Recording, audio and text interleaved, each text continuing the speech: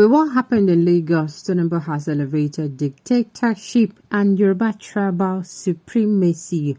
Atiku, welcome to the news and thank you for tuning in to listen. Please subscribe to our channel. To get notified when we post hot juicy news updates, please click on the notification bell. According to the People Democratic Party presidential candidate Atiku Abubakar, Germany during Adolf Hitler's rule, where Jews were persecuted and the right to vote and speak out were denied, will be similar to Nigeria under Bola Tinubu's presidency. This was said in a statement released on Monday by Mr. Frank Shaibu, Atiku's special assistant on public media.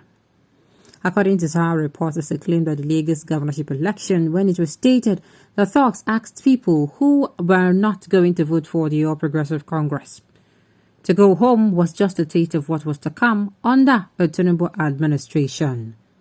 Even more depressing, he continued, was that APC thugs were targeting voters, beating up those who were of Igbo descent and telling them to go home. According to Shaibu, Tinubu's ultimate goal was to establish a one-party dictatorship in Nigeria based on the totalitarian and authoritarian Nazi philosophy, much like Adolf Hitler in Nazi Germany in the 1930s. Below is the full statement made. The statement read, and I quote, "What the world witnessed on Lagos at the March 18th governorship election was nothing short of Nazism. It was tactic employed by Adolf Hitler in the 1930s. At that time, they engaged in profiling and used the Jews as a punching bag. Today, Tinubu has launched an assault on the Igbo and all non-Yoruba speakers in Lagos. Tinubu has adopted fascism with disdain for liberal democracy. With what happened in Lagos, Tinubu has elevated dictatorship, scientific racism and Yoruba tribal supremacy and wants to take it to the federal level. When they say that they cannot win an election, they resort to profiling and whip up tribal sentiment and violence. They did it against Jimmy Agbaje in 2015 as well. Tinubu has ruled Lagos for 23 years. Under his watch, the All Progressive Congress wins all local government election. When it is time for governorship and state assembly election, he unleashes his thugs, who also target non-Yoruba ethnic groups, as I saw in Lagos on Saturday. Tinubu has ruled Lagos for 23 years.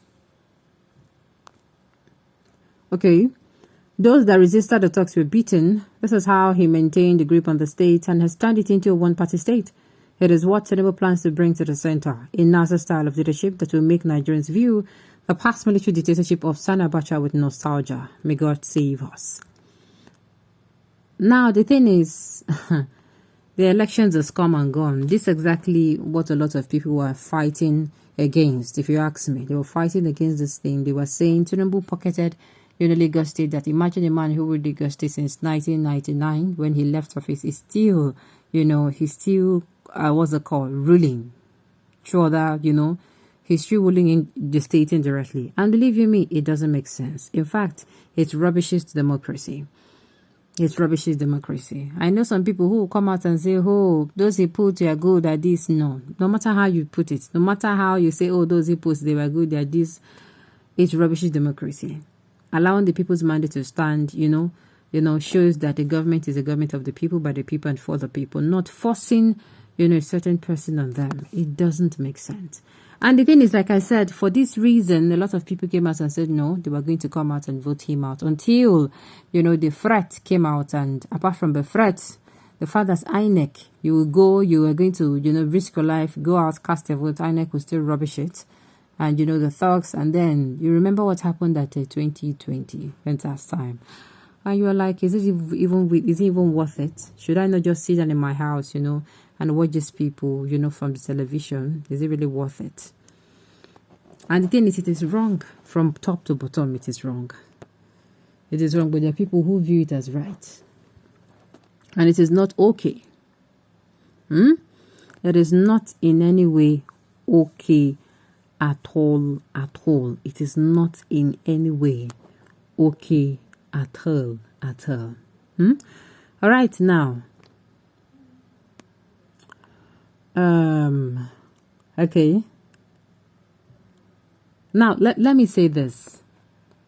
I've said it before that had it been Lagos was a state where, there was no thuggery, there was no godfatherism, and the incident of 2020, the NSS incident, did not happen. Or maybe, let me say, like, Lagos was a state where there was no thuggery and there was no or what's it called? There was no thuggery, there was no violence, policy of violence. I kid you not. Sincerely.